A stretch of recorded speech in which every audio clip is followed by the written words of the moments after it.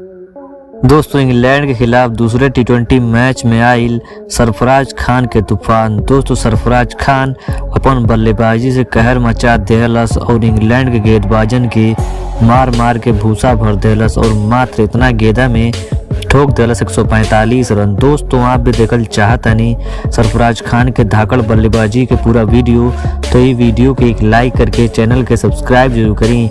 दोस्तों जैसन कि आप सभी लोगन के पता बा, भारत और इंग्लैंड के बीच में 5 टी20 मैचन के सीरीज की शुरुआत हो चुकल बा, जेकर दूसरा टी20 मैच खेलल गईल, जेमें इंग्लैंड की टीम टॉस जीत के पहले बल्लेबाजी करे के फैसला लेहलस और पहले बल्लेबाजी करके इंग्लैंड की टीम बना देलस 232 रन 6 विकेट के नुकसान पर।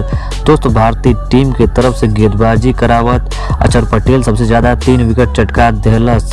दोस्तों इस लक्ष्य के पीछा करे उतरल भारतीय टीम के शुरुआत काफी ज्यादा खराब रहल, लेकिन ओकरा बाद मैदान पर हमनी के तूफान देखे के मिलल सरफराज खान के।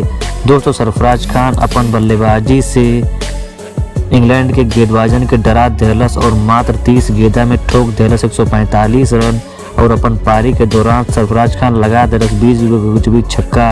दोस्तों सरफराज खान के बल्लेबाजी आप लोगों को कैसा लगल, आप अपन राय नीचे कमेंट सेक्शन में कमेंट करके जरूर देव जा। धन्यवाद।